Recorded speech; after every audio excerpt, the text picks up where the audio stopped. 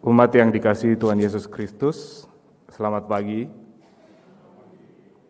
Majelis Jemaat GKI Agus Salim mengucapkan selamat datang dan selamat beribadah kepada seluruh umat. Apabila ada di antara Bapak, Ibu, atau Saudara yang membutuhkan pelayanan, dapat menghubungi Majelis Jemaat di ruang konsistori.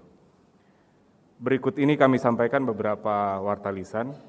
Yang pertama, pengadaan lahan parkir.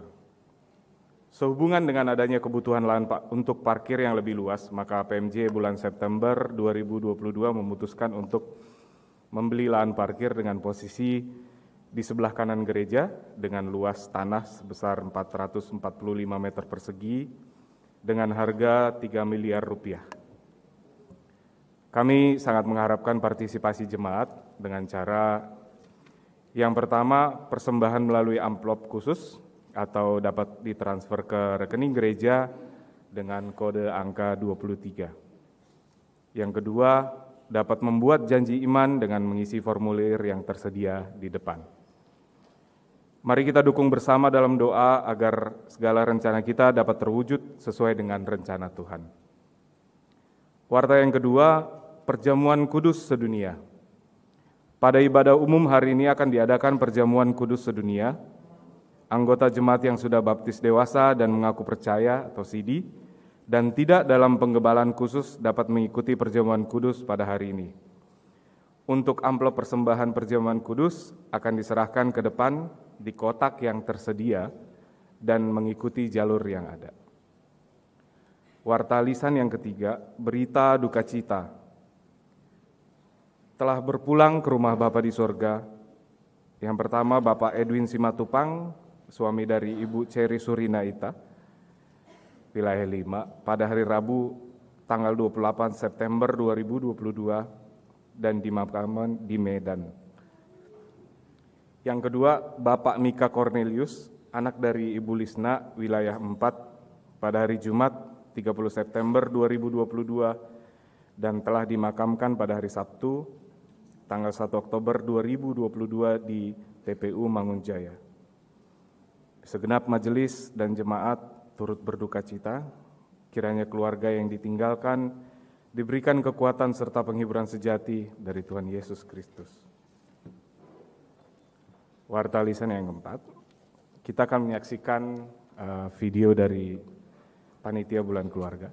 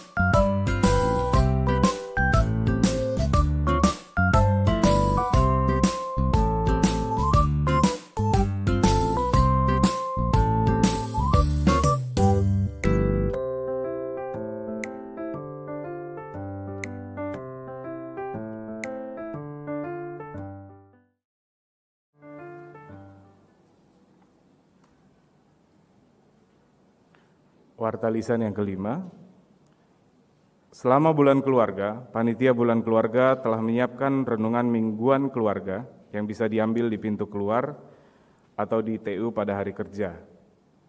Untuk satu keluarga bisa mendapatkan satu buku renungan. Demikian warta lisan pada hari ini. Terima kasih atas perhatian umat. Warta lengkap dapat dibaca di warta tertulis di grup wilayah masing-masing. Ibadah umum pada hari ini dilayani oleh Pendeta Heni Herlina. Kami berkesempatan untuk jemaat untuk bersaat teduh.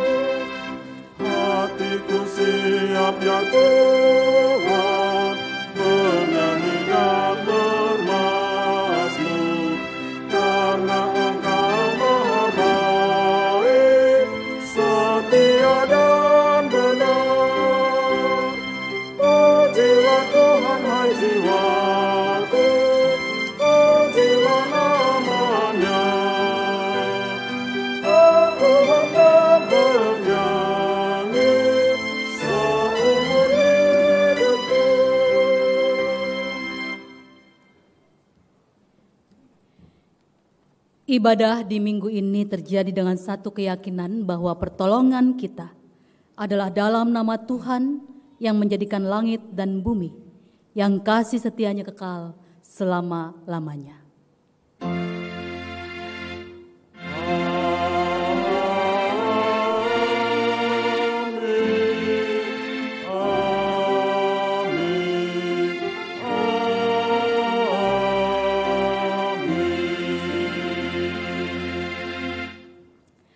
Salam sejahtera bagi saudara yang datang dalam nama Tuhan, Tuhan beserta saudara sekalian. Dan beserta saudara juga.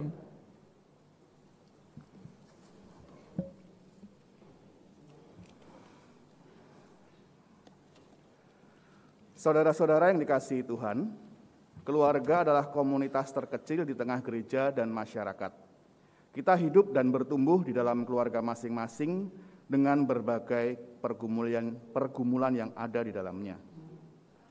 Menyadari pentingnya kehidupan keluarga yang menjadikan Kristus sebagai kepalanya, GKI Agus Salim menjadikan bulan Oktober sebagai bulan keluarga dimulai pada hari ini. Tema ibadah minggu ini, keluarga yang beriman teguh. Mengajak kita sekalian untuk menghayati menjadi keluarga yang beriman di tengah pergumulan keluarga kita masing-masing. Amsal 3 ayat 5-6 menyatakan demikian. Percayalah kepada Tuhan dengan segenap hatimu, dan janganlah bersandar kepada pengertianmu sendiri. Akuilah Dia dalam segala lakumu, maka Ia akan meluruskan jalanmu. Teguh beriman kepadanya, selain percaya, harus disertai dengan sikap yang nyata. Sudahkah kita mewujudkannya di tengah keluarga kita?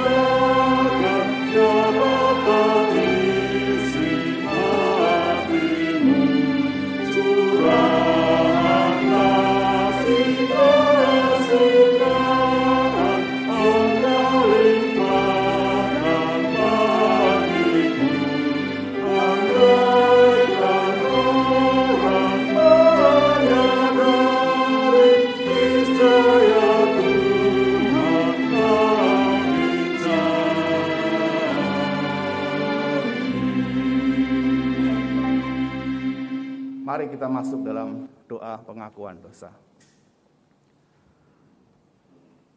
Tuhan Bapa di surga, kami datang ke hadirat-Mu Tuhan, memohon ampun atas dosa-dosa kami.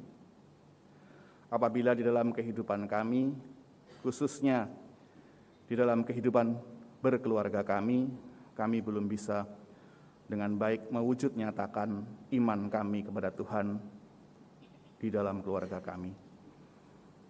Biarlah Tuhan terus menolong kami untuk kami boleh Engkau ampuni dosa kami, dan kami boleh terus belajar, khususnya di hari ini, untuk kami boleh belajar mewujud nyatakan iman kami di dalam keluarga kami. Di dalam nama Yesus kami berdoa. Amin.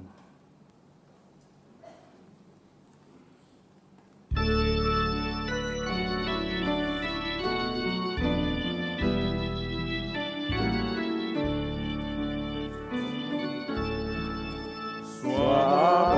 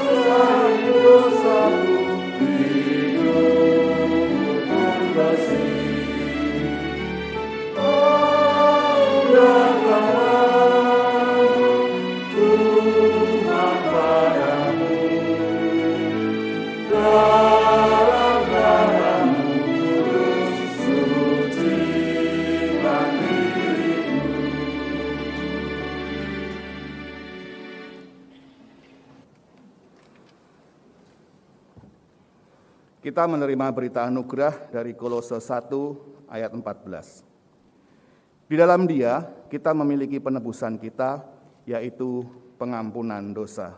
Demikian berita anugerah dari Tuhan. Damai Kristus bagimu. Damai Kristus bagimu juga. Salam damai.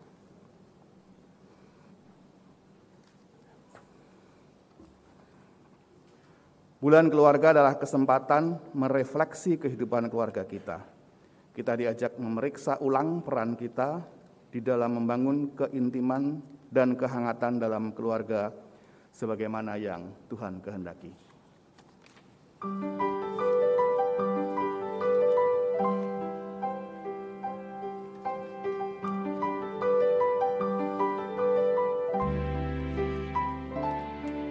Kau cintai aku tanpa batas, kau berkorban demi membesarkanku, kau mendidik aku dalam Tuhan, kasih-Mu mengharumkanku ayah ibuku, kau sumber sukacitaku.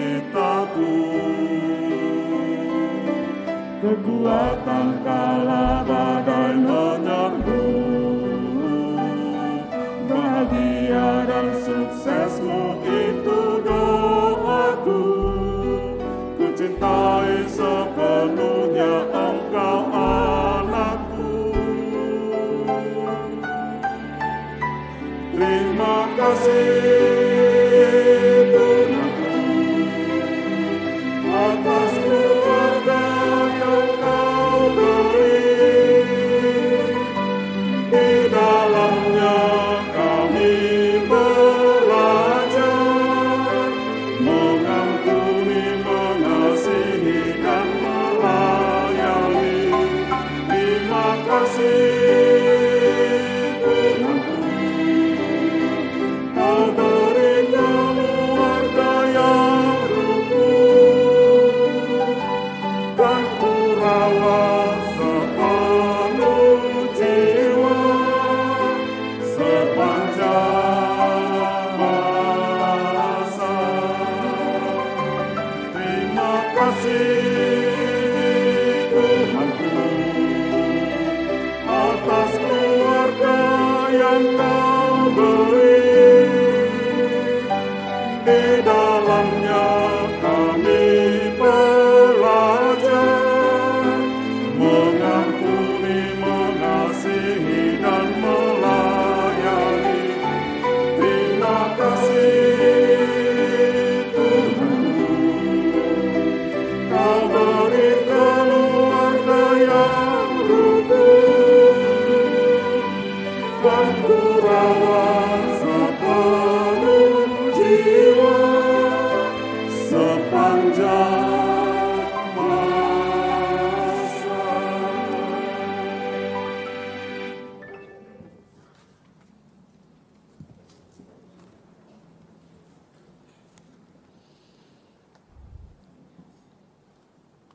Kita memasuki pelayanan firman Tuhan. Mari kita berdoa sebelum kita membaca dan merenungkan firman-Nya.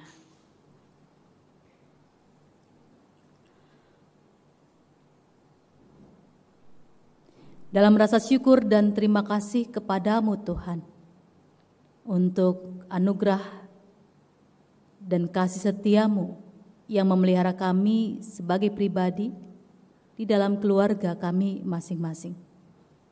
Kami bersyukur ketika kami mau menghayati apa yang Tuhan anugerahkan dalam kehidupan keluarga kami di dalam terang firman Tuhan, agar kami dapat semakin memahami kehendak Tuhan dan apa yang harus kami lakukan di dalam kehidupan keluarga kami.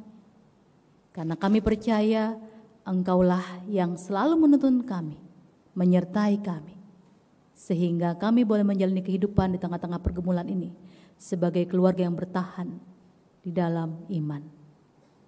Berfirmanlah ya Tuhan, kami sedia untuk mendengar. Dalam nama Tuhan Yesus Kristus kami berdoa. Amin.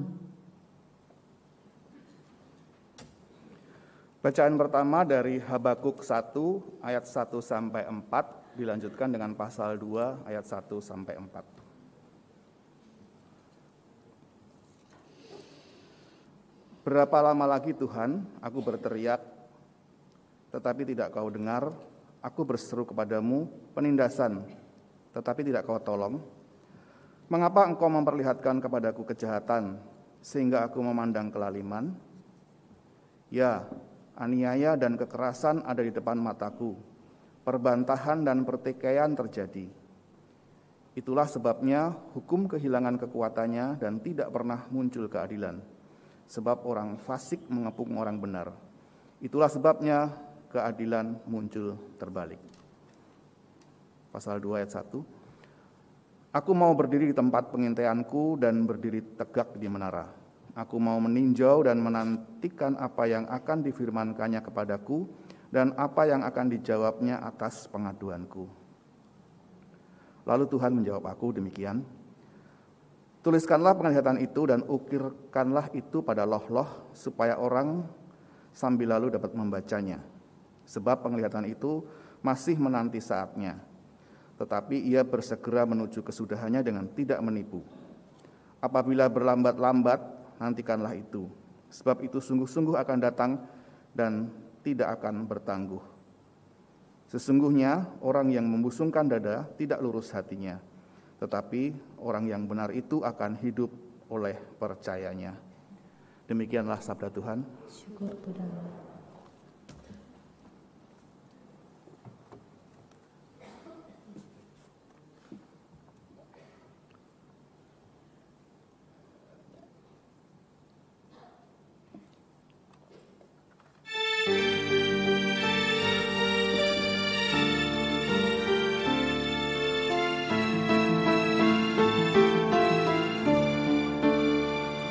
Jangan marah karena orang yang berbuat jahat.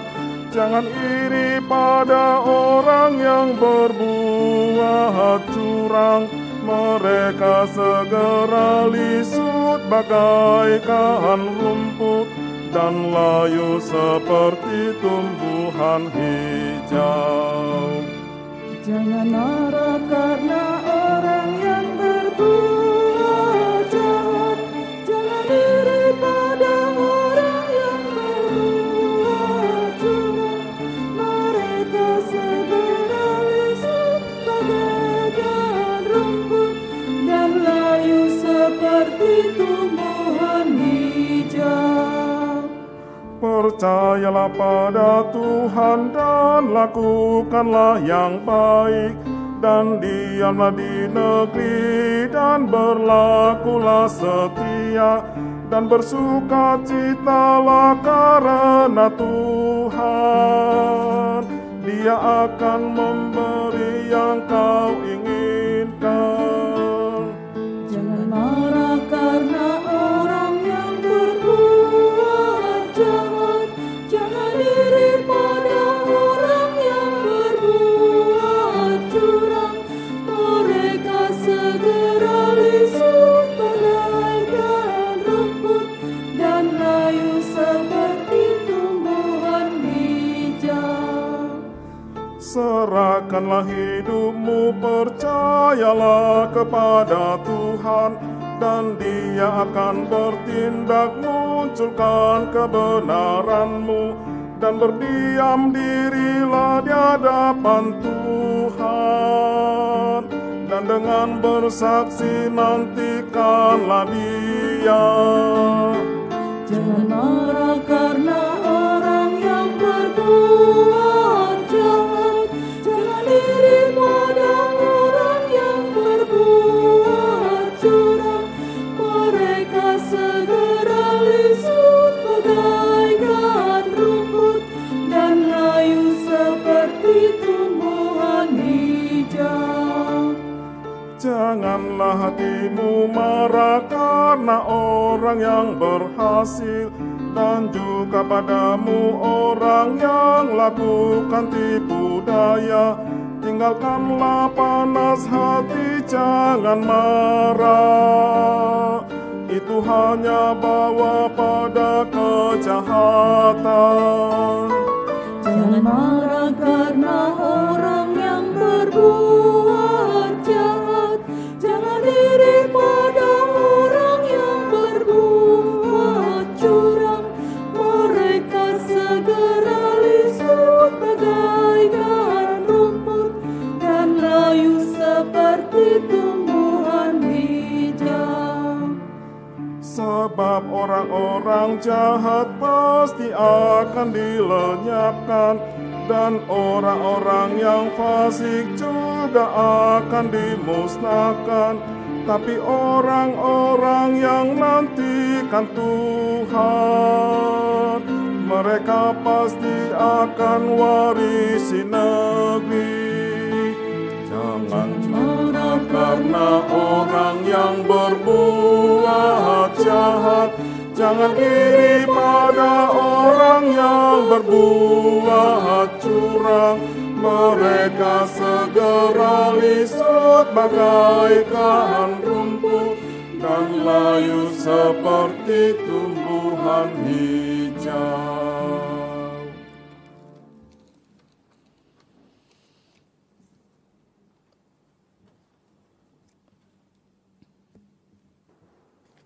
Bacaan kedua, pembacaan dari 2 Timotius 1 ayat 1 sampai 14.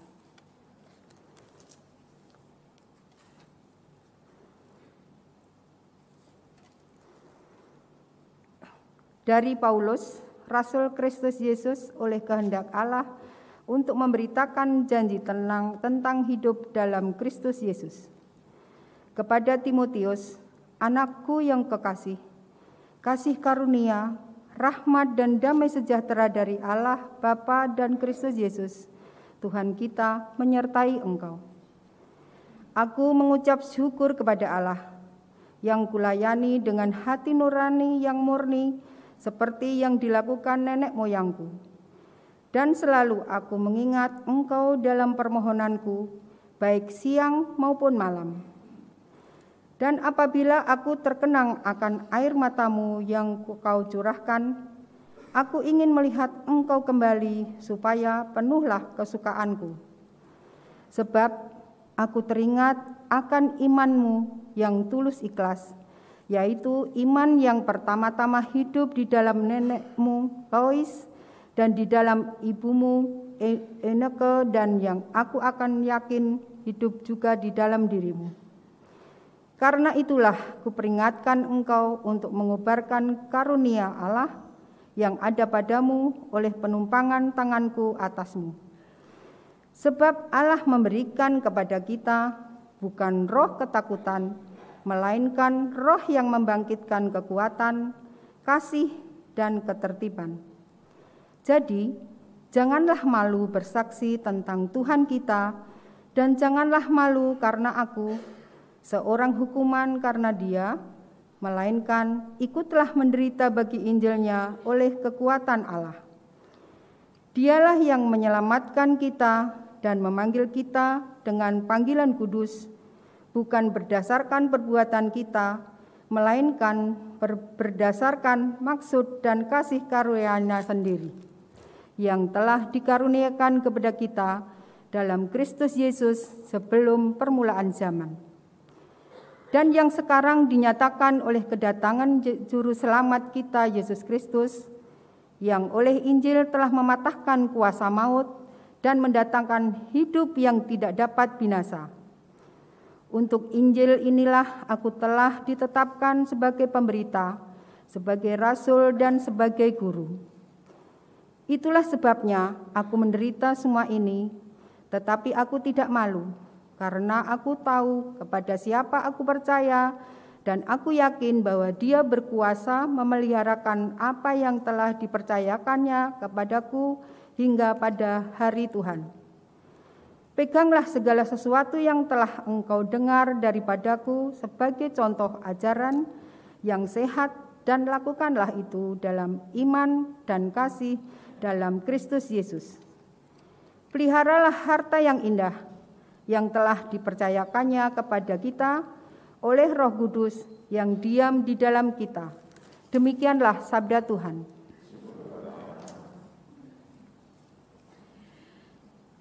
Pembacaan Injil Tuhan Yesus Kristus menurut Lukas pasal 17 ayat 5 sampai ayat yang ke-10.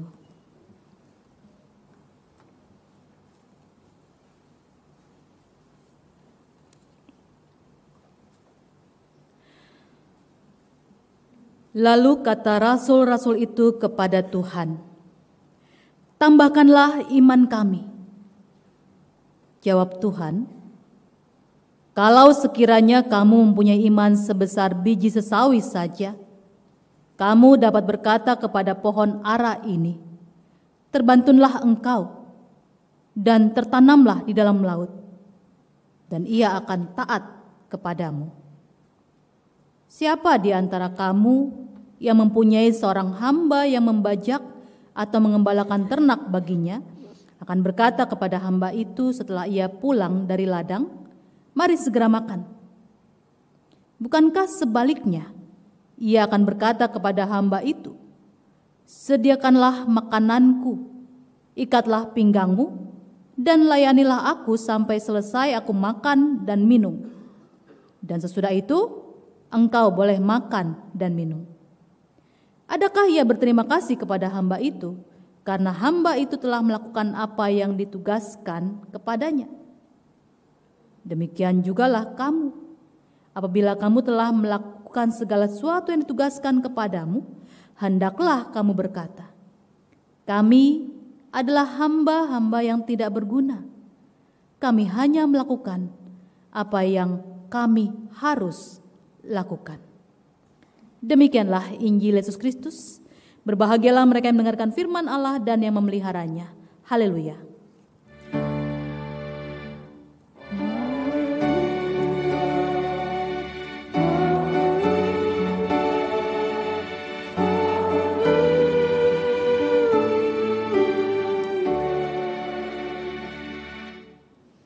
Kita akan menyaksikan tayangan video Bulan Keluarga ini.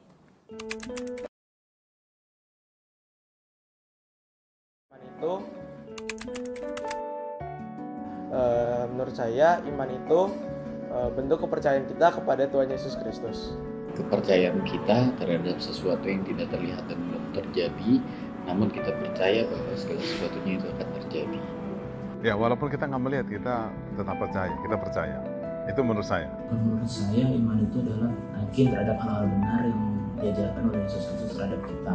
Iman adalah kepercayaan atau karunia Allah yang diberikan di dalam hati. Menurut saya, iman dalam keluarga adalah di mana satu keluarga saling mendukung, saling memberikan kekuatan untuk membangun rasa percaya yang semakin besar di dalam Tuhan Yesus Kristus. Keluarga yang kokoh tidak didasarkan oleh kemampuan atau kehebatannya pribadi setiap anggota keluarga atau aturan hidup bersama, tetapi melalui hubungan erat setiap pribadi anggota keluarga dengan Allah. Bagaimana kita mempraktekkan, menerapkan keimanan kita bersama-sama dengan keluarga kita, dengan suami, dengan anak-anak. Contohnya kita dapat pergi bersama keluarga ke gereja, kita dapat berdoa sebelum makan bersama-sama dengan keluarga, kita juga dapat melakukan renungan bersama sebelum tidur bersama keluarga. Dan itu merupakan sekolah iman pertama, terutama bagi anak-anak yang sedang kecil, merupakan tanggung jawab orang tua untuk menanamkan iman itu di dalam anak-anak. Beriman teguh adalah rasa percaya yang kita pegang dengan kuat walaupun ada hambatan dan rintangan dalam prosesnya, tetapi kita tidak akan melepas kepercayaan itu. Itu terus-menerus mengupayakan kepercayaan kita kepada Tuhan dalam kondisi apapun, sehingga kita bisa menjadi makin kokoh. Beriman teguh itu kita selalu bertekun dalam iman dan juga selalu memperjuangkan untuk mendapatkan iman itu sendiri. Seperti misalnya pemuda untuk ikut aktif dalam pelayanan di gereja sehingga dapat mengembangkan iman tersebut menjadi lebih baik. Kita melakukan di dalam kehidupan sehari-hari apa yang kita imani, jadi tidak sekedar kata-kata ya, tapi juga dalam perlakuan, dan kita jaga sampai kita dipanggil Tuhan. Iman yang teguh adalah iman yang tidak mudah goyah oleh kondisi apapun.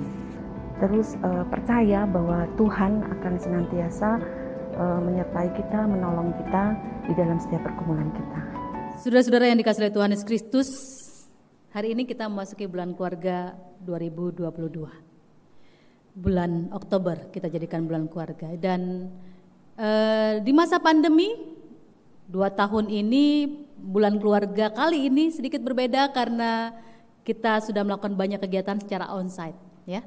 Jadi panitia sudah menyiapkan berbagai kegiatan onsite yang tentunya dengan harapan jemaat boleh terus serta mendukung kegiatan bulan keluarga yang kita kembali mulai lebih banyak dan kiranya lebih semarak.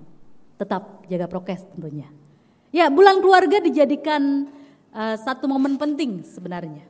GKI menetapkan ini karena memang disadari betul keluarga adalah tempat pertama persemaian iman. Baru kemudian gereja dan sekolah. Itu yang seharusnya terjadi, ya. Idealnya bahwa keluarga adalah tempat kita mengenal Tuhan pertama. Di mana saudara mengenal Tuhan? Di gereja, di rumah, di sekolah. Harusnya di rumah, ya, di dalam keluarga. Salah satu yang paling sederhana adalah ketika kita mungkin belajar berdoa. Bapak Ibu di sini masih ingat ketika pertama belajar berdoa, siapa yang mengajarin? Ada nggak yang masih ingat? Orang tua, siapa Pak? Bapak atau Ibu atau Mama? Ya? Bapak. Oh, Pak Adam mengatakan bapaknya. Wah, yang di sini? Bu Napit, Mama. Yang diajarin oleh ibunya, mamanya. Oh, cukup banyak. Yang diajarin bapaknya. Yang di rumah mungkin ada juga yang diajarin bapaknya atau ibunya. Yang di atas, yang diajarin mamanya atau ibunya? Oh, cukup banyak. Yang diajarin papanya? Gak ada yang angkat tangan. Kameramen. Ya saudara, ya memang sih peran ibu kelihatan lebih dominan ya dalam mengajarkan tentang berdoa ini. Saya juga masih ingat bagaimana ibu saya mengajarkan berdoa. Ada anak sekolah minggu, ya guru sekolah minggu kan biasa suka nanya-nanya ya tentang anak diajar berdoa seperti apa. Ketika gurunya bertanya kepada anak ini, anaknya masih kecil kelas balita, dia bertanya begini, kalau di rumah sebelum tidur mama kamu berdoa enggak untuk kamu? Iya. Kamu dengar doanya? Dengar. Wah, hebat juga nih ibunya nih. Pikir guru sekolah minggu ini. Doanya seperti apa kalau kamu mau tidur? Ya, aku dengar sih mama doanya begini. Terima kasih Tuhan, akhirnya dia tidur juga. Oh, gurunya cuma senyum-senyum. Ya, seperti itu doanya. Ya, kita semua mungkin masih ingat doa yang diajarkan oleh orang tua kita. Saya masih ingat ibu saya mengajarkan saya satu kalimat doa makan. Waktu ya 5 tahun 6 tahun begitu ya, saya lupa tahunnya. Tetapi ketika diminta berdoa, ya saya namanya anak-anak nggak tahu ya gimana. Saya bilang saya nggak tahu gimana doanya, kata-kata seperti apa. Lalu ibu saya hanya mengatakan ini, bilang aja begini, terima kasih Tuhan untuk berkat makanan ini, amin. Udah. Oh gitu ya. Ya namanya anak-anak ya, kami memang diajarkan hanya satu kalimat itu, dan sampai SD kelas berapa itu saya masih mengatakan doanya hanya seperti itu. Kalau doa makan. Ya. Sebuah doa simpel sederhana tapi kan membekas dalam diri kita. Bapak Ibu Saudara merasakan dan mengingat, oh iya saya diajar oleh papa saya diajar oleh mama saya. Artinya kita menyadari, kita belajar mengenal Tuhan dimulai dari keluarga, orang tua kita. Ya mungkin ada juga yang belajar dari sekolah ya karena masuk sekolah Kristen. Atau ada juga yang belajarnya di gereja ya karena ikut sekolah minggu. Tapi yang jelas semestinya idealnya keluarga adalah tempat persemaian iman di mana seorang anak mengenal Tuhan pertama kali. Itu kan dunianya yang pertama, yang mula-mula. Ya. Itu sebabnya mestinya keluarga menjadi tempat anak juga benar-benar menghayati apa sih iman itu. Tadi Bapak Ibu memperhatikan video tadi ya, Bagaimana wawancara yang disampaikan kepada anak-anak, remaja, pemuda, dewasa, memiliki pandangan masing-masing tentang iman. Bagaimana iman bertumbuh dalam keluarga dan bagaimana mempraktekannya. Ya, setiap pandangan itu baik. Bahwa kita punya, artinya bahwa punya pendapat tentang apa yang saya yakini sebagai sebuah iman. Tapi kembali lagi, semua itu kan bertumbuh dari kecil. Iman tidak tiba-tiba langsung besar, langsung kuat, ya. Karena kita tahu dan menyadari betul yang namanya iman itu adalah sebuah proses. Proses pertumbuhan seumur hidup. Proses itu juga tentunya pasti akan mengalami yang namanya jatuh bangun. Ya, begitulah iman. Nah, di dalam pembacaan Alkitab kita, keluarga yang menjadi sumber persemaian iman itu juga dialami oleh Timotius. Dia mengalami pertumbuhan iman dari keluarganya, neneknya Lois dan ibunya Eunike yang disebutkan Paulus di sini. Adalah contoh bagaimana pengajaran iman dalam keluarga yang dirasakan oleh Timotius.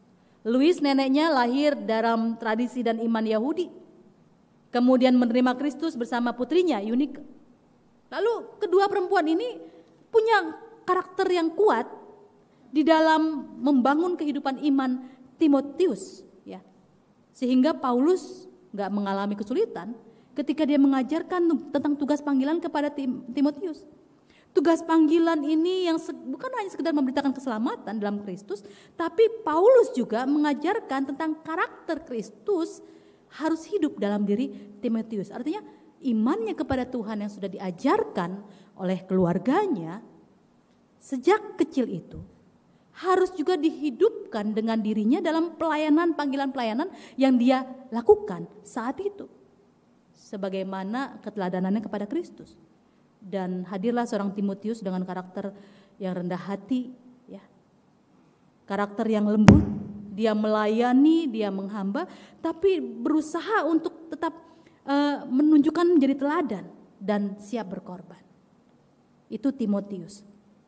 Walaupun kita tahu ya di situ disebutkan hanya 2 perempuan itu yang mengajarkan imannya, tetapi kan ini adalah tugas bersama sebagai sebuah keluarga. Suami, istri, bapak, ibu, ya. Punya tugas bersama untuk membangun kehidupan iman di dalam keluarga, terutama di dalam diri anak-anak. Nah, masalahnya kan iman kan tidak bertumbuh begitu saja. Tidak bertumbuh tiba-tiba. Ya. Ibarat sebuah pohon, dia dimulai tumbuh sejak benih ditaburkan. Tapi kan gak cukup, hanya sekedar disemai ditaburkan begitu saja. Harus ada perawatan, harus ada pemeliharaan, harus dijaga dengan baik hingga dia benar-benar bertumbuh kuat. Karena bagaimanapun juga ketika seorang menghadapi kehidupan nyata, maka dia akan menghadapi banyak pergumulan dan dia hanya bisa menghadapinya dengan iman. Tapi masalahnya tadi, iman kan bukan soal bagaimana kuantitasnya, besarannya. Ketika murid-murid Yesus mendengar pernyataan Yesus, kalau kita membaca Lukas 17 di bagian awal dari ayat 1, saudara, ketika itu murid Yesus mendengar bahwa akan ada penyesatan. Artinya tantangan akan dihadapi oleh murid-murid Kristus. Dan ketika mendengar itu, spontan mereka minta, tambahkanlah iman kami. Bagi Yesus, iman itu sebuah proses dinamis. Gak bisa ya ditambahkan imanmu sekian. Bukan. Yesus menggambarkan iman bukan soal seberapa banyak dia beriman atau memiliki iman. Dan Yesus menunjukkan di sini ya pada biji sawi. Ya, biji sawi memang sering dipakai kiasan untuk menunjukkan biji yang paling kecil, walaupun biji sawi bukan biji yang paling terkecil, masih ada biji lain yang lebih kecil lagi ya. Tetapi dari biji yang kecil itu dia bisa tumbuh menjadi pohon yang besar kalau dirawat, dijaga, dipelihara dengan baik. Ya. Demikian juga iman. Iman kan tidak tiba-tiba langsung besar dan kuat, enggak. Dia harus dimulai dari sesuatu yang kecil, dinamis, dan dia bertumbuh dalam lingkungan keluarga. Tetapi persoalannya begini, Bapak Ibu, ketika kita menumbuhkan iman dalam keluarga, oke lah, misalnya contoh seperti kita menanamkan iman itu kepada anak-anak. Ketika kita menanamkan iman itu kepada anak-anak, pada akhirnya dalam perjalanannya, kita rawat, kita pelihara, kita jaga. Tapi pada akhirnya, anak itu juga harus mengalami perjumpaan secara pribadi dengan Tuhan. Dia harus punya pengalaman itu. Pengalaman perjumpaan pribadi dengan Tuhan bukan berarti harus mengalami peristiwa yang spektakuler. Enggak. Ya Paulus mengalami itu. Dia mengalami perjumpaan dengan Yesus yang kemudian mengubahkan kehidupannya dan mengubahkan kehidupan imannya. Tidak semua orang bisa punya pengalaman seperti itu. Ya, mungkin sebagian kita ada yang punya pengalaman seperti itu. Tetapi dia harus mengalami perjumpaan dengan Tuhan dalam keseharian hidupnya. Itu yang bisa membuat dia memiliki keyakinan iman yang teguh karena dia tahu siapa yang dia percaya. Paulus menghayati itu. Dalam bacaan kita tadi 2 Timotius 1 ayat 12, Paulus katakan begini, karena aku tahu kepada siapa aku percaya. Dan aku yakin bahwa dia berkuasa memeliharakan apa yang telah dipercayakan kepadaku hingga pada hari Tuhan.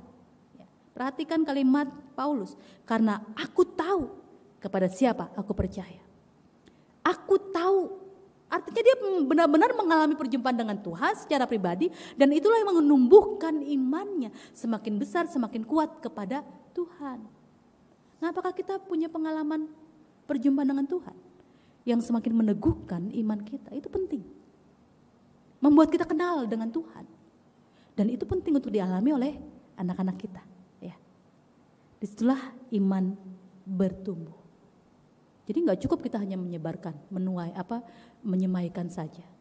Tidak cukup kita hanya ayo kenali Tuhan seperti itu. Tapi dia sendiri harus secara pribadi harus mengalaminya dan itu bisa dirasakannya di dalam kehidupan keluarga.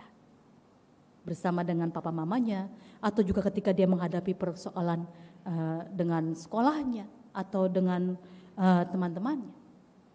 Jadi bagaimanapun juga setiap orang harus punya pengalaman iman, mengenal Tuhan. Hanya dengan demikianlah kita tahu siapa yang kita percaya. Bukankah itu yang terjadi ketika kita mempercayakan diri pada keluarga kita, anak-anak kita. Atau ketika seorang anak percaya kepada bapaknya. Ya. Ada dalam banyak hal di mana kita percaya bahwa ketika kita memegang teguh orang yang kita yakini itu, maka itu berarti kita mau menyerahkan seluruh kehidupan kita di dalamnya. Terus saudara, mengenal orang yang kita percaya, tahu bahwa kita akan aman bersamanya, itu menjadi jaminan, ya, bahwa apa yang kita jalani akan mampu kita lalui. Karena kita dipegang oleh orang yang kita percaya. Ya. Dan ini sangat kita butuhkan. Seorang anak kalau menyeberang jalan, dia kadang-kadang membutuhkan pegangan. Ya. Maka kita kadang sebagai orang tua juga langsung pegang tangannya, ayo kita nyebrang. Dia pasti akan memegang erat. Karena dia tahu orang yang dipegang ini tidak akan melepaskan tangannya. Demikian juga ketika kita tahu Tuhan yang kita imani dan kita percaya ini tidak akan pernah melepas tangan kita. Jadi pengalaman iman ini memang dibutuhkan oleh siapapun, oleh kita semua. Itulah yang bisa membuat kita menjadi orang-orang yang beriman teguh. Tema kita pada hari ini di minggu pertama di bulan keluarga ini adalah menjadi keluarga yang beriman teguh. Menjadi keluarga yang beriman teguh bukan sebuah proses instan. Dibutuhkan perjalanan panjang. Dibutuhkan pengalaman-pengalaman yang membuat kita tahu bahwa kita berjalan bersama dengan Tuhan itu akan aman. Tapi kembali lagi harus dikuatkan, diteguhkan di dalam pengalaman kita secara pribadi tiap anggota keluarga. Karena begini, ketika kita menyemaikan iman, pertumbuhan iman pada tiap anak. Saudara-saudara mungkin punyalah pengalaman yang punya anak 2, 3, 4, 5 mungkin. Tiap anak memiliki pertumbuhan iman yang berbeda. Ya. Pasti berbeda, tidak sama. Karena apa? Ketika dia mengalami perjumpaan dengan Tuhan secara pribadi, itu akan mengubahkan kehidupan. Jadi ini sangat penting. Untuk bisa membangun keluarga yang teguh dalam iman kepada Tuhan, maka Mari kita menjadi alat untuk membuat anak-anak mengalami perjumpaan dengan Tuhan secara pribadi. Ya. Tetapi iman ini yang dia alami, dia tumbuhkan dan dikembangkan, tidak cukup kan hanya sebagai pegangan saja. Iman itu juga harus nyata di dalam perbuatannya. Ya, Yakobus 2 ayat 26 kan mengatakan, sebab tubuh tanpa roh adalah mati, demikian jugalah iman tanpa perbuatan adalah mati. Seorang yang mengaku percaya kepada Tuhan, beriman kepada Tuhan, dan yakin Tuhan pasti berikan yang terbaik, tapi ketika dia sakit, dia hanya berdoa saja, tidak melakukan apa-apa. Ya mungkin ada orang yang dipulihkan, disembuhkan dengan cara mujizat. Dia punya penghayatan seperti itu, ya nggak salah sih. Tapi bukankah Tuhan juga berikan kita akal pikiran, pengetahuan untuk melakukan upaya dalam proses pengobatan? Sebab bukankah Tuhan juga bekerja melalui banyak cara dan banyak orang? Atau ketika ada orang tua yang anaknya menghadapi ujian di sekolah, menyuruh anaknya, nah kamu belajar berdoa sungguh-sungguh ya, yang kuat doamu. Kalau perlu kau puasa semalam suntuk, doa. Tuhan pasti bisa membuat otakmu bekerja ketika menjawab soal-soal tersebut. Tapi tidak pernah menyuruh anaknya belajar sungguh-sungguh ya nak. Bagaimana dia mempertanggungjawabkan imannya kepada Tuhan yang sudah memberikan akal budi kecerdasan agar kita bisa belajar dengan baik. Atau seorang yang mengaku beriman kepada Tuhan tapi tidak bisa membangun relasi dengan sesamanya dengan penuh kasih dan rendah hati. Dia tidak bisa mau melayani sungguh-sungguh. Bagaimana dia bisa katakan saya beriman kepada Tuhan yang saya teladani. Tuhan yang sudah berkorban kepada saya tapi dia sendiri tidak mau berkorban bagi sesamanya. Saudara, Yesus mengajarkan murid-muridnya seorang yang bertumbuh dalam iman juga harus nyata dalam perbuatannya. Yaitu mau hadir sebagai seorang pelayan. Menghamba. Itu berarti kalau kita dalam keluarga kita bertumbuh sebagai keluarga yang beriman teguh kepada Tuhan, sudahkah kita, anggota keluarga kita masing-masing, mau hadir sebagai hamba dalam keluarga kita, mula-mula. Gak usah tempat yang jauh, keluarga saja. Kebanyakan di rumah, banyakan bos apa banyakan pelayan? Berapa banyak jumlah pelayan? Berapa banyak yang menjadi bos? Mungkin kebanyakan kita maunya dilayani kalau di rumah ya. Apalagi kalau sudah capek. Sudah capek pulang kerja maunya duduk santai, semua tersedia. Apa yang diperlukan, ambil minum, datang. Ambil makanan, datang. Ya. Sulit bagi kita untuk bisa hadir sebagai yang mau melayani. Ya itu juga saya alami ya. Ketika kami masih kecil, kami kakak beradik 4 orang, abang saya terusnya 2 adik perempuan. Jadi setiap abang saya datang pulang, Hen ambilin minum. Saya dengan gampang juga teriak, adik saya namanya Epi, Pi ambil minum untuk abang. Lalu si Epi, adik saya yang paling bungsu namanya Yanti, Yan ambil minum untuk abang. Dan dia mengambil dengan muka cemberut dan ngomel-ngomel. Giliran aku nyuruh orang siapa nih yang disuruh? Enggak ada lagi, ya, karena dia paling bungsu. Terus kita bilang, ya itu resiko anak bungsu. Enggak ada lagi yang disuruh.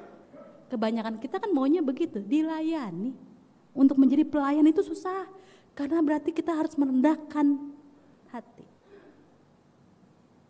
Kebanyakan kita maunya menjadi bos yang hanya dilayani. Tetapi Yesus mengingatkan murid-muridnya. Ya. Kiranya setiap orang mau menunjukkan hati sebagai seorang hamba yang sadar dirinya adalah hamba yang melayani Tuhannya. Maka dia akan melakukan kewajibannya, menyerahkan diri sepenuhnya dengan menyadari ada kepentingan yang lebih besar yang harus diutamakan daripada kepentingannya sendiri, tanpa paksaan dan tanpa pamrih. Sehingga seorang yang beriman, dia akan melayani dengan mengatakan, aku hanya melakukan apa yang harus aku lakukan.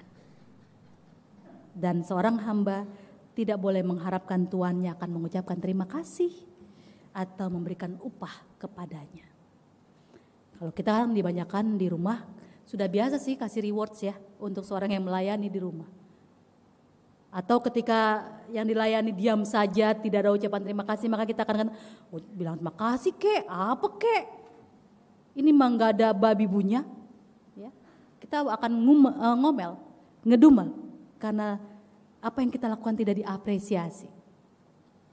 Yesus menyatakan bahwa seorang yang memiliki iman yang terus bertumbuh akan menyadari sebagai pelayan kita tidak boleh berharap untuk mendapatkan ucapan terima kasih. Tapi lakukan apa yang terbaik, apa yang mampu kita lakukan dengan sepenuhnya karena kita percaya kita melakukan itu untuk Tuhan. Sebagai wujud iman kita kepada Tuhan. Memberikan yang terbaik. Memang tidak mudah, saudara. Membangun kehidupan keluarga yang ideal, yang teguh dalam iman. Tetapi ini adalah sebuah proses panjang bagi kita sekalian sebagai orang beriman. Dan proses ini tentu akan menghadapi tantangan dan tentangan. Ya. Yang menantang kita, apakah kita teguh dalam iman? Apakah kita bisa kuat berjalan terus? Atau jangan-jangan kita menjadi lemah dan terjatuh? Sebagai gereja juga kita sedang bergumul saat ini dengan iman kita. Ya.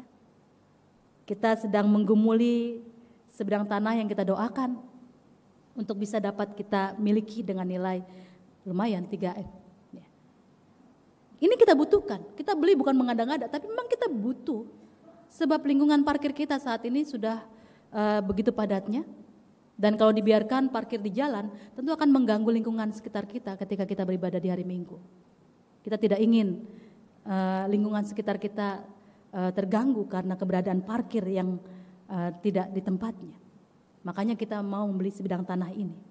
Dalam hitung-hitungan manusia dengan keuangan gereja yang ada, jelas tidak cukup, saudara. Defisit dari mana? Kita doakan. Karena kita percaya jika Tuhan berkenan, Tuhan bisa memenuhi apa yang kita butuhkan ini. Tetapi apakah cukup hanya dengan doa? Kan tidak. Ketika kita berdoa sungguh-sungguh, apakah uang itu tiba-tiba datang begitu di depan kita? Wah, luar biasa. Bagaimanapun juga ada upaya yang harus kita lakukan. Artinya kita bekerja sama dengan Tuhan. Untuk mengupayakan apa yang kita rindukan ini terwujud. Banyak yang sudah diupayakan. Banyak yang kita lakukan.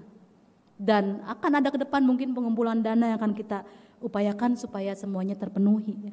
Karena kita hanya diberikan waktu 5 bulan untuk melakukan proses pembayaran kepada tanah di sebelah.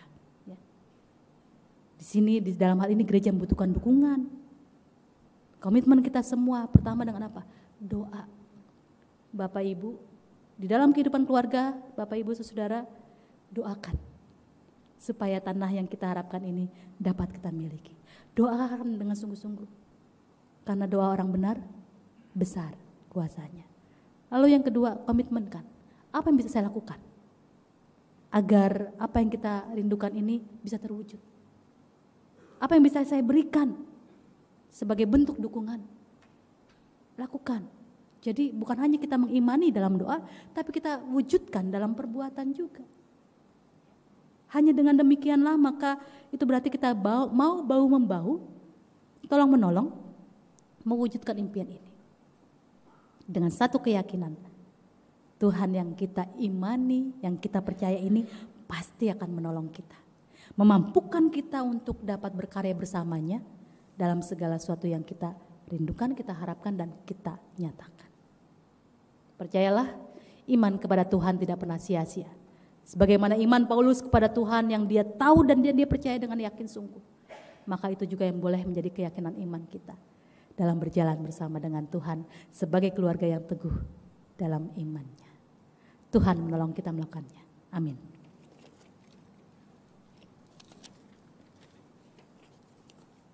Kita masuki saat hening sejenak.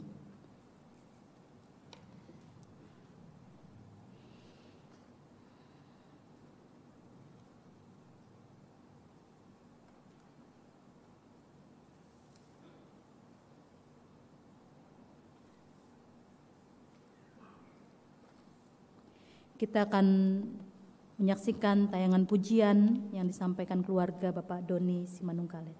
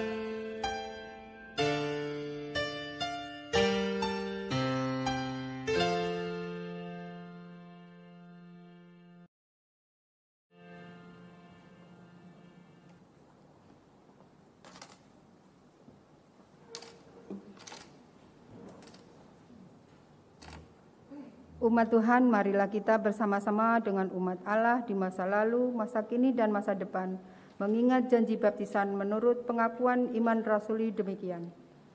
Aku percaya kepada Allah, Bapa yang Maha Kuasa, Khalik langit dan bumi, dan kepada Yesus Kristus, anaknya yang tunggal Tuhan kita, yang dikandung daripada Roh Kudus, lahir dari anak darah Maria, yang menderita sengsara, di bawah pemerintahan Pontius Pilatus, disalibkan, mati dan dikuburkan, turun ke dalam kerajaan maut.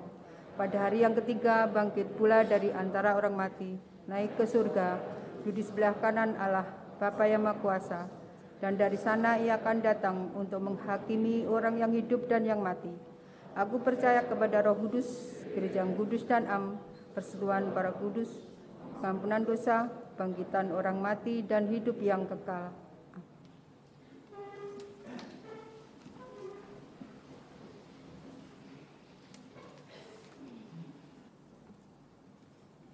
Kita akan menaikkan doa syafaat yang akan dimulai oleh keluarga Bapak Rena Lukas. Bapak Ibu, mari kita tundukkan kepala dan hati kita angkat kepada Tuhan. Kita naikkan syafaat kita. Tuhan Sang Pengasih, puji syukur atas karunia-Mu di tengah keluarga kami.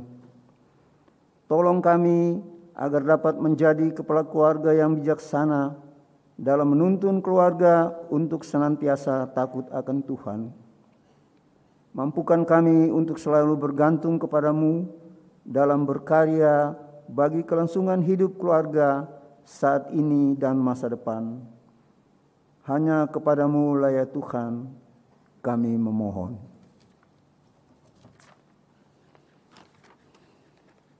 Bapa di surga, terpujilah namamu yang senantiasa mengaruniakan yang baik di tengah keluarga kami. Tolong kami untuk dapat menjadi ibu yang baik dan istri yang setia. Karuniakan kesabaran dan kasih yang besar, agar dapat menjadi penolong bagi suami dan ibu yang membimbing anak-anak bertumbuh di dalam Tuhan. Hanya kepadamu lah ya Tuhan kami memohon. Di dalam kehidupan keluarga kami masing-masing Tuhan, ada begitu banyak pergumulan yang kami hadapi. Ada berbagai macam tantangan yang harus kami lalui.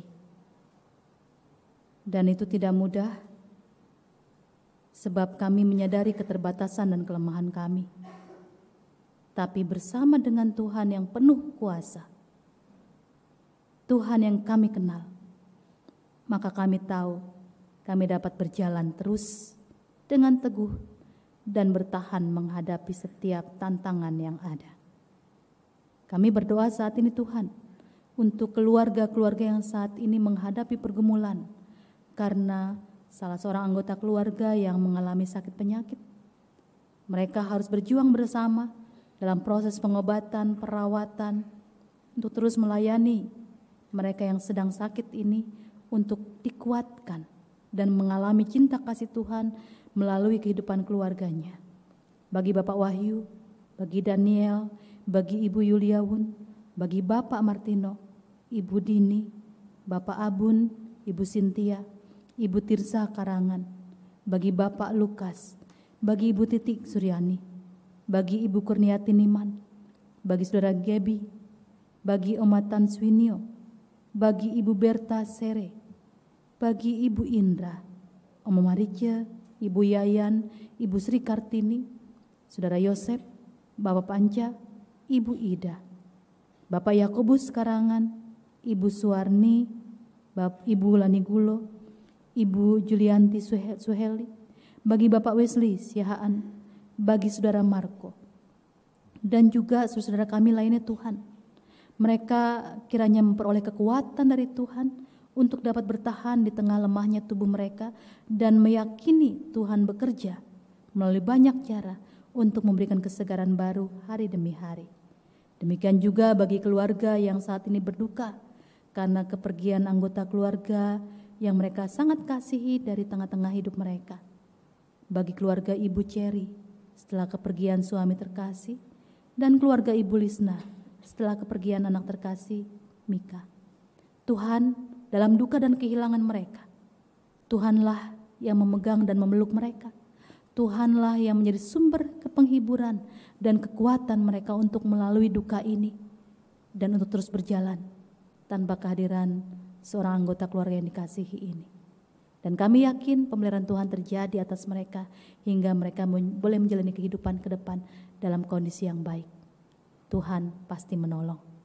Demikian juga Tuhan, kami sebagai gereja Tuhan, ketika di hari ini kami boleh merayakan perjamuan kudus sedunia.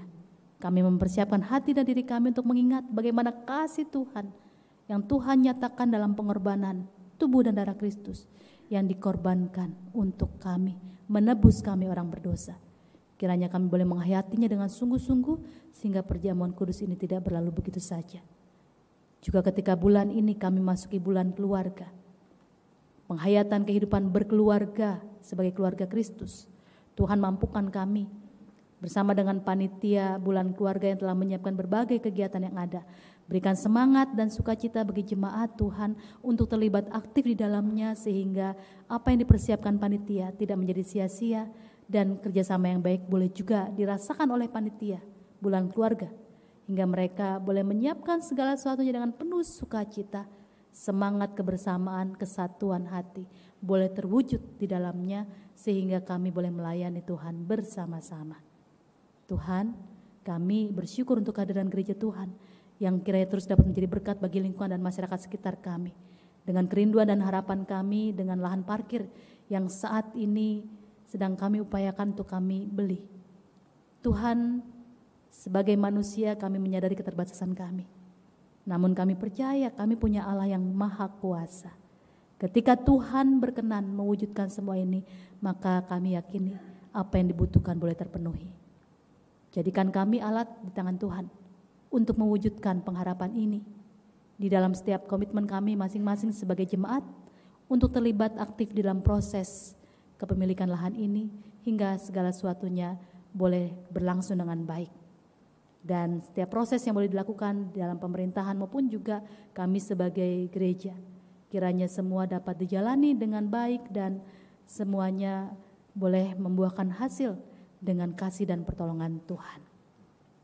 Tuhan, ada begitu banyak doa yang kami naikkan kepadamu dan terlebih lagi kami boleh bersyukur untuk situasi pandemi yang mulai membaik dan saatnya kami percaya kami dapat terus berjalan hidup sekalipun COVID-19 masih ada di sekitar kami, tapi kami dapat bertahan berjalan dengan pertolongan Tuhan dan mampukan kami untuk tetap menjaga protokol kesehatan dimanapun kami berada. Bapa, ada banyak permohonan kami, ada banyak doa-doa kami. Namun kami percaya Tuhan mendengar dan Tuhan sendiri akan mewujudkannya seturut dengan kehendak Tuhan. Kami berserah kepadamu. Dalam nama Tuhan Yesus Kristus, kami menaikkan doa ini. Amin.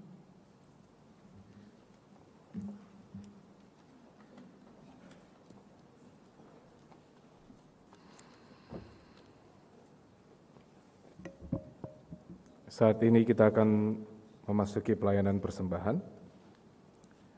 Bagi jemaat yang ingin berikan persembahan yang saat ini sedang ibadah streaming bisa memberikan persembahan melalui nomor rekening gereja seperti yang tertera di layar. Sebagai pengantar persembahan, nats yang mengimani kita dari Mazmur 107 ayat yang ke-22.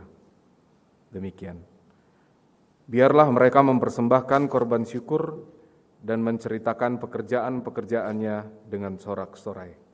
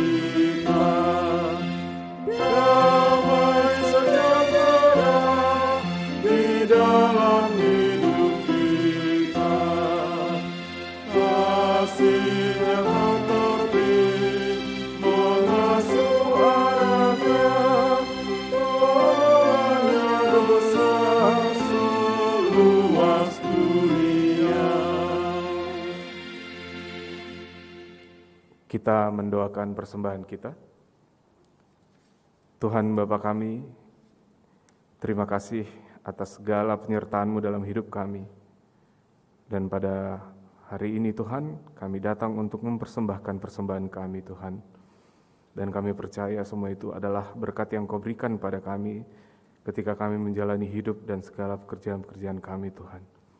Namun kami sadar Tuhan bahwa persembahan kami masih jauh Tuhan dari apa yang Engkau inginkan dari kami. Dan kami juga ingin Tuhan agar kami dapat memberikan hidup kami lebih melalui pelayanan kami menjadi salah satu alat untuk menjadi persembahan yang kiranya berkenan bagi kemuliaan nama-Mu. Ya Tuhan, kiranya Engkau juga memberkati Tuhan, dan tangan-tangan yang akan melayani persembahan ini Tuhan, kiranya Kau berikan juga agar bisa sesuai dengan pelayanan Tuhan Yesus. Ya Bapa, terima kasih. Kami percaya Tuhan bahwa persembahan kami ini hanya kami lakukan untuk kemuliaan nama-Mu. Terima kasih Bapa. Amin. Saudara-saudara yang dikasihi Tuhan Yesus Kristus, arahkanlah hatimu kepada Tuhan. Kami kepada Tuhan. Jadilah saksi Kristus. Terpujilah Tuhan. Kini terimalah berkat Tuhan. Tuhan memberkati engkau dan melindungi engkau. Tuhan menyinari engkau dengan wajah-Nya dan memberi engkau kasih karunia. Tuhan menghadapkan wajah-Nya kepadamu dan memberi engkau damai sejahtera. Amin.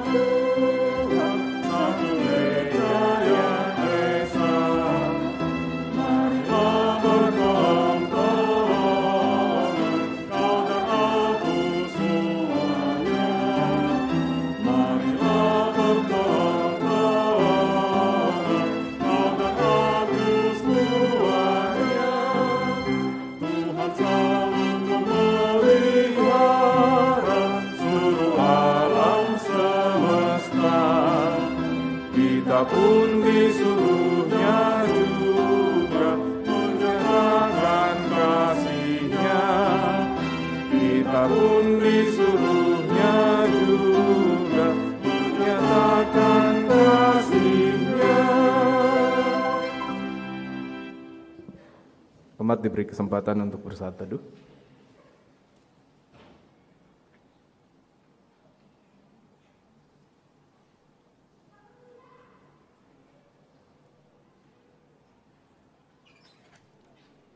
Ibadah kita pada hari Minggu ini telah selesai. Untuk jemaat kami harapkan untuk tetap duduk, karena saat ini kita akan mengikuti prosesi pembukaan bulan keluarga. Dan saat ini kami undang dari panitia ataupun ketua bulan keluarga untuk memberikan sepatah dua kata. Kami persilahkan. Selamat hari Minggu semua. Tadi sudah disampaikan oleh Bu Heni juga, kita sudah 2 tahun di masa pandemi tidak melaksanakan bulan keluarga secara onsite. Dan pada tahun ini, Majelis Jemaat mempercayakan kita panitia untuk melaksanakan bulan keluarga secara onsite atau live ya. Adapun tema bulan keluarga mungkin sudah beberapa kali disosialisasikan ya. Dan pertanyaan mungkin bisa menggelitik kita, masih sayang nggak sih gitu ya. Nah tentu ada dasarnya kenapa kita memilih tema ini, yaitu dari 1 Yohanes 4 ayat 20 yang kita bisa baca bersama-sama. Jika seorang berkata, aku mengasihi Allah, dan ia membenci saudaranya, maka ia adalah pendusta. Karena barang siapa tidak mengasihi saudaranya, yang dilihatnya tidak mungkin mengasihi Allah yang tidak dilihatnya. Beberapa acara yang panitia sudah susun seperti ini, yaitu tadi kita sudah bisa melihat juga keluarga yang terlibat sebagai pendoa syafaat. Pada saat ini harusnya juga sebagai penyambut, tetapi karena kita ada melaksanakan perjamuan kudus, maka penyambut dilaksanakan dihandle oleh majelis jemaat. Kemudian kita juga akan melakukan ibadah keluarga secara mingguan yang liturginya sudah disiapkan. Kita harapkan sebetulnya melalui liturgi ini kita juga boleh membangun persekutuan di keluarga. Kemudian buat para orang tua, biasanya kan kita anak-anak yang hadir di sini ibadah bersama-sama dengan kita, tetapi untuk kali ini orang tua akan menghadiri kebaktian anak baik sekolah minggu maupun kebaktian remaja dan pemuda. Jadi Bapak Ibu yang punya anak sekolah minggu dan anak remaja dan pemuda akan menghadiri kebaktian bersama anak-anak kita terkasih. Pada saat penutupan juga kita akan melakukan kebaktian gabungan atau intergenerasional. Nah, di sini kita akan menyaksikan paduan suara gabungan yang berjudul Love Will Be Our Home, ya di bahasa Indonesia kan kasihkan milik kita. Kita juga akan melaksanakan beberapa lomba. Yang pertama lomba kreasi tari antar wilayah. Ya, mungkin kita melihat ini sebagai lomba, tetapi panitia sih berharap tidak hanya sekedar lomba, tetapi bagaimana kita mendukung anak-anak kita, mendukung suami kita atau mendukung istri kita ikut di dalam acara itu. Ya, jadi jangan melihat sebagai lombanya, tapi bagaimana kita menjalin hubungan sebagai keluarga. Kemudian untuk beberapa pasangan yang sudah mendaftar akan dilaksanakan couples night. Ya, nikmatilah acara berdua bersama pasangan pada saat itu ya, pada saat itu. Setelah sekian lama pandemi, ya bolehlah kita menikmati hal itu ya. Kemudian kita juga melaksanakan lomba vokal grup dengan 2 kategori, yaitu kategori keluarga yang mewakili wilayah dan juga kategori umum. Kemudian pada saat penutupan, kita juga akan melihat bagaimana wilayah-wilayah menampilkan basar makanan favorit dari keluarga yang ada di wilayah-wilayah itu. Jadi kita boleh melihat bagaimana keluarga-keluarga ini ternyata punya makanan favorit yang boleh kita nikmati bersama-sama juga pada saat penutupan tanggal 30. Nah, seperti ini kira-kira waktu pelaksanaannya dari hari pertama yaitu pembukaan sampai nanti penutupan. Nah, sepanjang bulan keluarga ini kita juga akan menyanyikan lagu tema yang tadi di ibadah kita sudah nyanyikan.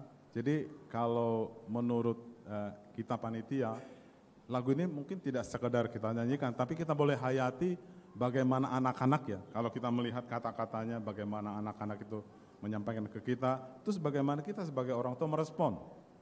Kalau di situ kita lihat anak-anak itu menjadi sumber sukacita kita, kekuatan kita kala badai menyerbu ya, dan sumber kebahagiaan kita. Buat para orang tua saya yakin, tidak hanya saya sendiri, tetapi kita semua orang tua merasakan hal yang sama. Dan melalui lagu ini kita diingatkan kembali. Kemudian saya coba kutip apa yang disampaikan oleh Mother Teresa. If you want to change the world, go home and love your family. Jika engkau atau jika kita mau mengubah dunia, yang kita lakukan apa? Oleh Mother Teresa mengatakan, kembalilah ke rumah dan kita cintai keluarga kita. Karena tadi disampaikan juga oleh Bu Heni dan kita juga menyadari bahwa dari keluarga yang sehat, maka kita bisa menikmati gereja yang sehat, persekutuan yang sehat, dan mari kita mencintai keluarga kita yang kita boleh pahami atau kita boleh hayati sepanjang bulan keluarga.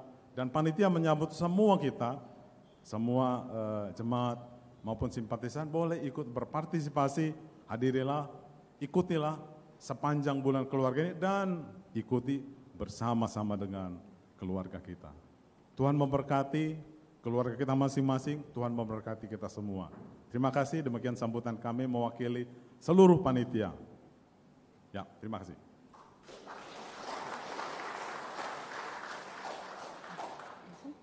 Ya, selanjutnya kita akan meminta Bu Heni akan membuka secara resmi bulan keluarga kita saat ini dengan membuka selubung dari tema bulan keluarga. Dan setelah itu, setelah ini selubungnya dibuka, kita akan berdiri bersama-sama menyanyikan kembali refren dari lagu tema bulan keluarga.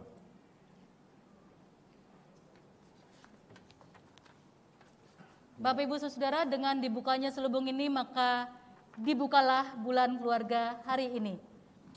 Tuhan Yesus memberkati.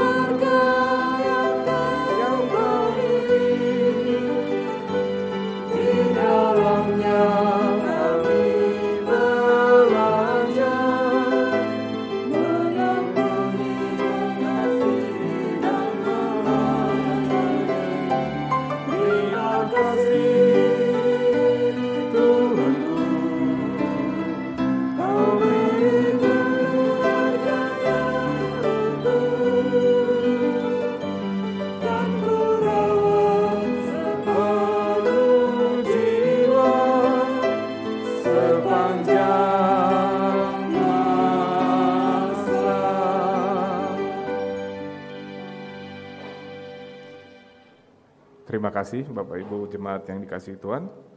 Umat kami persilahkan keluar melalui pintu belakang dengan tertib dan teratur serta menjaga jarak.